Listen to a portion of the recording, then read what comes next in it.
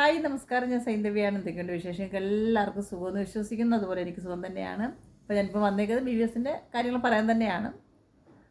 അപ്പോൾ ഞാൻ പറയാൻ വന്നത് ആദിലയുടെ നൂറയുടെയും കാര്യമാണ്. ഈ കുട്ടികൾ എന്താണ് അവിടെ കാണിച്ചു കൂട്ടുന്നത്? ഈ കുട്ടികൾക്ക് എന്തെങ്കിലും ഗെയിം കളിക്കാൻ അറിയാമോ? ഞാൻ നോക്കിയിട്ട് ഇവരെ കൊണ്ട് പറ്റുന്നത് പരദൂഷണം പറയാൻ ബെറ്ററാണ്. രണ്ടുപേരും ഒന്നിനൊന്ന് കട്ടയ്ക്ക് പിടിച്ച് നിൽക്കും. നമ്മൾ വിചാരിക്കും ഒന്നെങ്കിൽ ആതിര മാറും ഇല്ലെങ്കിൽ നൂറ മാറും. പക്ഷെ ഇവർ രണ്ടുപേരും ആ ഒരു കാര്യത്തിൽ ഒറ്റക്കെട്ടായിട്ട് നിൽക്കും. അവരെ ഫസ്റ്റ് അവർ ടാർഗറ്റ് ചെയ്തത് നെവിനെ ആയിരുന്നു. കാരണം അവരെ കമ്മ്യൂണിറ്റി തന്നെ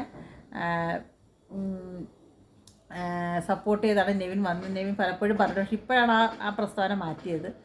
എന്നിട്ട് നെവിനെ അവർ പുറത്താക്കാൻ ശ്രമിച്ചതല്ല നമുക്കറിയാം. അതുപോലെയാണ് അവരിപ്പോൾ അനീഷെ ടാർഗറ്റ് ചെയ്യുന്നത്. അവർക്കറിയാം അനീഷിന് പുറത്ത് ഭയങ്കരമായിട്ട് സപ്പോർട്ടുണ്ട്, അനീഷ് കോമൺ ആയിട്ട് അതൊരു വ്യക്തിയാണ് എന്നെല്ലാം, അത് കൂടുതൽ ആൾക്കാരെ സപ്പോർട്ട് ചെല്ലുമെന്ന് അറിഞ്ഞുകൊണ്ട് അനീഷിനെ ഇവർ ടാർഗറ്റ് ചെയ്ത് ഈ രണ്ട് വ്യക്തികൾ നല്ല രീതിയിൽ ഒരുപോലെ നിന്ന് ഡ്രാമ കളിക്കുന്നുണ്ട്. ശരിക്കും പറഞ്ഞത് വളരെ മോശപ്പെട്ട രീതിയാണ്. കാരണം ഇവർ ആ ഒരു എന്താ പറയുക, അവരുടെ ഒരു കമ്മ്യൂണിറ്റിയുടെ ഗുണ്ടകളായിട്ടാണ് എനിക്ക് ഫീൽ ചെയ്തത്. കാരണം എവിടെയും എന്തും തോന്നിവാസങ്ങളും പറയും, എന്തും കാണിക്കാം. കാരണം ഞാനിപ്പം ഈ പലപ്പോഴും കണ്ടിട്ടുണ്ട് അനീഷിൻ്റെ നേരെ ഇവർ അടിക്കുന്ന അടികളും. കാരണം അനീഷ് ഒരു കാര്യം ചെയ്യാൻ പറഞ്ഞാൽ അവളുമാർക്ക് പുല്ല് വിലയാണ്. കാരണം ഇവളുമാർക്ക് ആണുങ്ങളെ തീരെ ഇഷ്ടമല്ല. എന്നാൽ ആ ഒരു പ്രവൃത്തി നമ്മൾ അവരുടെ സ്വഭാവത്തിലും ഭാവത്തിലും പലപ്പോഴും നമ്മൾ കണ്ടിരിക്കുന്നത്. ഇവളുമാർ ആണുങ്ങളോട് പെരുമാറുന്ന രീതികളും ആണുങ്ങളെ കളിയാക്കുന്നതൊക്കെ വേറെ രീതിയാണ്. അതൊരു മോശം ആറ്റിറ്റ്യൂഡായിട്ട് എനിക്ക് തോന്നി. ഇവളുമാർ രണ്ടിൽ ആരെങ്കിലും ഒരാളെ പുറത്തെടുത്ത് കളിഞ്ഞാലേ ഒരുത്തി നല്ല രീതിയിൽ നിന്ന് കളിക്കത്തുള്ളൂ. ഇല്ലെങ്കിൽ ഇവളുമാർ രണ്ടുകൂടെ ചേർന്ന് നിന്നാണ് ഈ കളിക്കുന്നത്. കാരണം ഇവളുമാർ രണ്ടും ഒരുമിച്ച് നിന്ന് കളിക്കുന്നതെന്ന് നമുക്ക് ഈ ലോകത്തുള്ള ഈ 24/7 കാണുന്ന എല്ലാ മനുഷ്യർക്കും മനസ്സിലായിട്ടുണ്ട്.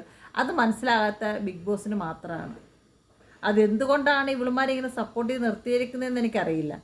ശരിക്കും പറഞ്ഞാൽ ആ ഒരു കമ്മ്യൂണിറ്റിക്ക് ഒരു സീറ്റുണ്ട്. പക്ഷേ ഇത് 2-3 സീറ്റാണ് ഈ പ്രാവശ്യം ബിഗ് ബോസിനകത്തേക്ക് ഈ കമ്മ്യൂണിറ്റിക്ക് വേണ്ടിയിട്ട് പോയിരിക്കുന്നത്.